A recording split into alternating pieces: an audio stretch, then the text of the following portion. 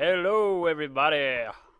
Darko 2012 here at Global Government News, and I'm covering an article titled "Think Government is Corrupt? You May Face 10 Years in Jail." And this was written by according to one loving listener or viewer, that was the most illegitimate, delusional, not based in reality website. And then I proceeded to check out his channel, and it was, yes, a nice little channel with nothing on it. And his screen name was Tactical Barrage. So I just wanted to say, hey, thanks Tactical Barrage for checking out my videos, and I send you a friend invite and a subscription because I'd like to follow all the great work that you've been doing to help our republic and help keep our freedoms. So let's move on to this totally illegitimate, totally uncredible, totally biased conspiracy theorist of a website called Infowars.com. And for all those people that are new, I am being, facetious. So it says, subversives who think government is corrupt and should be controlled by the people face 10 years in prison and a $25,000 fine if they fail to register with authorities in South Carolina, in another chilling example of how free speech and dissent is being criminalized in America. The state's Subversive Activities Registration Act is now officially on the books and mandates that, quote, every member of a subversive organization or an organization subject to foreign control, every foreign agent, and every person who advocates, teaches, advises, or practices the duty, necessity, or propriety of controlling, conducting, seizing, or overthrowing the government of the United States shall register with the Secretary of State.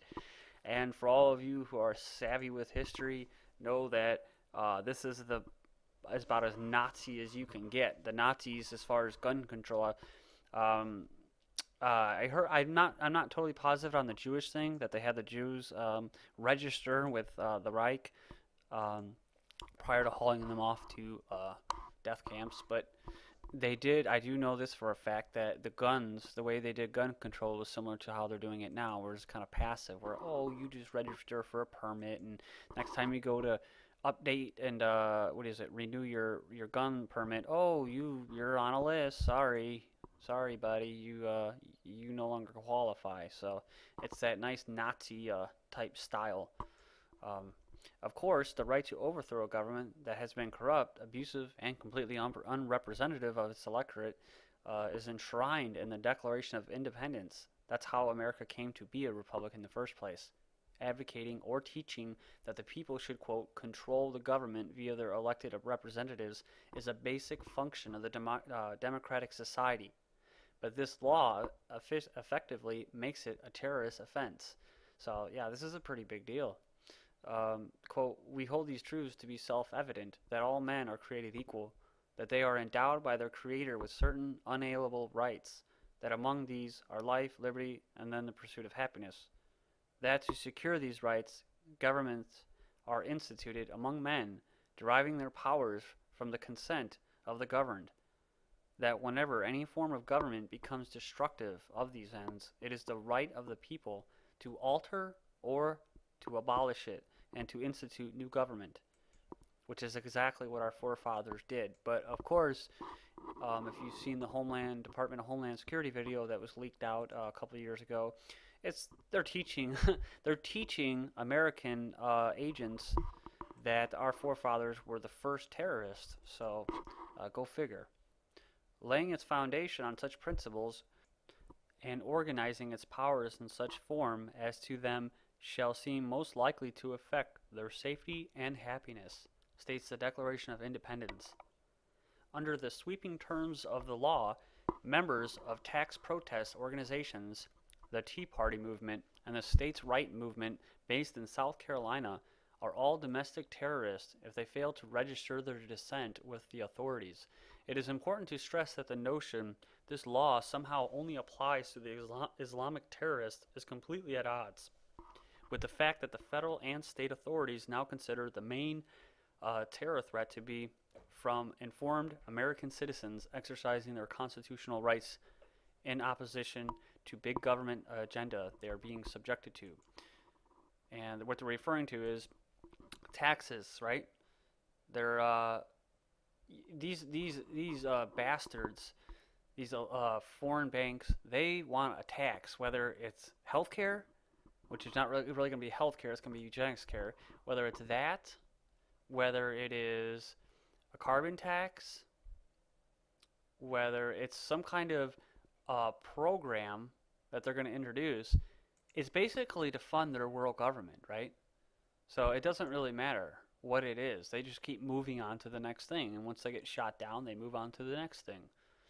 And they come back later.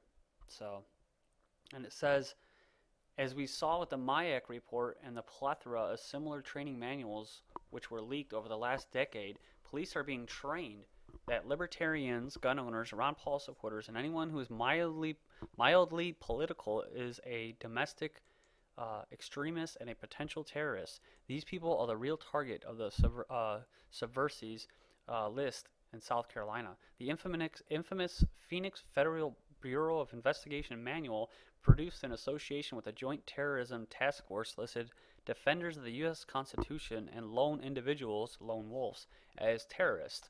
Well, anyone in South Carolina who defends the Constitution, the very bedrock of what America stands for, have to register with the authorities unless they want to be locked up for decades.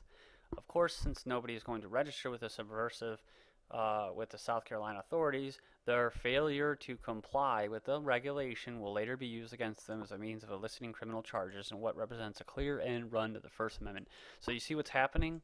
It's not like entrapment or blackmail. They're just creating a phony unconstitutional law that later on, when they want to come sweep you up in the middle of the night, and you're like, well, you ain't got anything on me, right? And they'll be like, no, you failed to register as a terrorist, right? Because they know that nobody's going to register. And so it kind of goes like with the marijuana stamp law, right? Where they say, oh, you can smoke marijuana all you want. You can buy it, sell it. You just got to have a marijuana stamp. And then, of course, where do you get the marijuana stamp? Well, they've only produced one, so they're not available. And that's how they get around this. The government isn't going to just come out all guns and blazing and ban free speech. They're going to simply going to make anyone who refuses to register for permission a criminal for failing to adhere to the separate mandate. Just like people in places such as New York and Chicago were told that they had to get a license to purchase a gun. At first, the process was more of an inconvenience, but now the licensing process means that they have to jump through 200 flaming hoops, and the Second Amendment has effectively been outlawed in these cities. They won't hesitate to pull the same tricks with the First Amendment, and it's already happening with calls to license internet users and force them to get government permission to run a website. Yeah, you have to. They're proposing a driver's license for the internet. I made a video. I covered that story, so you might want to check it out. But just finishing up on this, yeah, I mean, this is the real deal, guys. If you're even slightly wondering whether how far they're willing to go, if you didn't go to any of the Tea Parties and the Fed rallies, try going to them this year, and especially this upcoming year, because there's going to be even more feds, more counterintelligence people there, operatives. And you think I'm joking, but I'm not. I went to one just right by my house, walked a couple blocks down, went to it, just kind of sat back, right? And I saw a guy that I was walking, and he started following me, and then I kind of threw him off by kind of just started following him, and I watched him, and he just started walking around. He wasn't with anybody. He just had a nice little fake little hat, kind of, and some black sunglasses, and I threw him off. But I don't know about that. But the guy that I do know is a bald guy, shaved head, about 6'4", pretty good built. He was wearing some black, shoes, some jeans, black long sleeve shirt, and by himself. And I saw him walking around for about a good half an hour. Both these guys, not with anybody, looked totally out of place and uncomfortable. And I followed him. When I walked back, I seen that he got in a car, and they had he had government plates.